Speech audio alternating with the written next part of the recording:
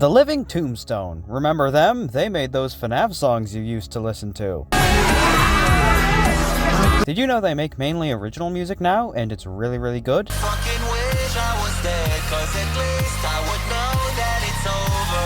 And did you know the Living Tombstone has its own characters and lore, and it's really, really cool? You've got 01, you've got Tesla, you've got Red Guy and Blue Guy, but out of the Living Tombstone's characters, one has always stood out to me. A character who, especially in modern times, transcends the confines of an indie electronic band and has endless potential. This is Rust. Rust is one of 5 characters from the Living Tombstone. They're called tombsonas, some kind of alien species that bond to people or objects to take form. Each of them are attracted to people with similar aspects to their own, like Armstrong inheriting a dead cosmonaut because they too have wonder for the cosmos they've traveled, or Tesla influencing other highly inventive and intelligent people to build Tesla into themselves. And Rust represents rebellion, sticking it to the man and rejecting authority. The design of Rust features a helmet and riot vest, which are the physical objects that Rust has bonded to. Though it's been said, any object can become Rust if worn in the spirit of rebellion. Our primary sources of info for Rust's character are Sam Haft's Tumblr, Sam Haft being the voice of Rust and one of the 2 co-leads of the Living Tombstone. The song about Five Nights at Freddy's. The introductory video made for him, the Chosen comic, and of course the 10 tracks of the album Rust. From this, we can clearly gather that Rust is a radical and punkish rebel fighting against regimes and systemic corruption. This is the first thing I love about Rust. Tracks like Be Alone and Kill Us All, my favorites on the album, show just how messed up the world is. There's no sugarcoating, there's no subtlety in the lyrics. It comes out as unbridled anger, but sadly, it's just honesty. Also, Be Alone just has the best lyrics ever. All these humanitarian nominees who killed the trees for shopping sprees then wash their hands with charity to pretend they care but they don't is the rawest shit I have ever heard. Rust literally lives for rebellion. Rust can't sustain without it. This is neat, but I actually admit this is my one major issue with the character. I think by adding in the fact Rust needs to rebel to sustain itself, it cheapens the character. Whether intentional or not, it does make Rust look like they're only doing this for themselves, not the people they're fighting for. But I don't think that's the intention by any means. Rust isn't a mindless, chaos-addicted rogue. Rust is a symbol for those who have been hurt by the people in charge. The people who are done with the pigs who run this dystopia, those who are persecuted and hunted for sport. Rust is obviously a punk, a rule breaker, an edgy little guy. Five Nights at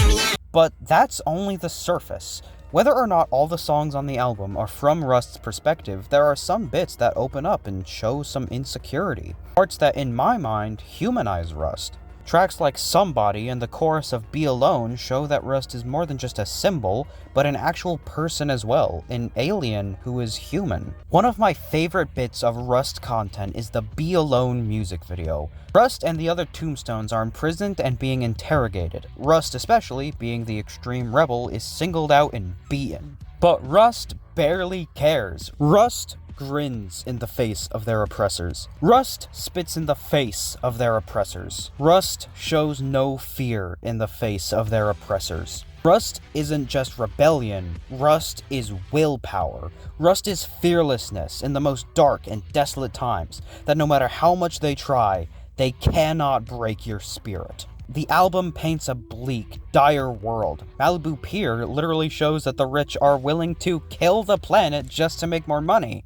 Hang on, wait. Rust forces us to look at our society and our world and realize how horribly wrong it is. But while thinking about Rust, I realized that Rust isn't just rebellion or fearlessness, but hope. The world will get worse. It will always be corrupt. But there will always be someone to wear the helmet. There will always be that fearless revolutionary to spit in the face of evil. There's a solemn comfort in knowing Rust fights for us. Without a doubt, my favorite Rust content comes from their 3 pages in the Living Tombstone's Chosen comic. It shows a protest. A poor protester is being beaten by an officer. Someone steps in to help and wears a riot mask in the spirit of Rust. and this is my favorite image showcasing this character. Rust stands amongst a diverse crowd, raising their fist with them. There's tears in the eyes of the protesters, but they stay strong. Rust stands with those who are unaccepted. Rust isn't even the focus of the image, the people are, the movement. Rust stands with us. Is there such a thing as an illegal person? Is it worth it to behave for a system that doesn't respect you? Should you need to conform just to be loved? Absolutely fucking not. Freedom is the right of all sentient beings. Optimus Prime. When the odds are impossible, do the impossible. Superman. They hurt you because they fear you. They fear you because you're winning. Rust. I've heard the Living Tombstone is going to be doing a new comic soon, and I would kill for a Rust solo comic. It has all the ingredients to make an amazing comic. On the whole, I just want more content with these characters, especially this green-skulled, Icarus-lighting menace. This has been the Star Slime Variety Show. Good night, ladies and gentlemen, and everyone in between. I am very green, but I'm made of calcium.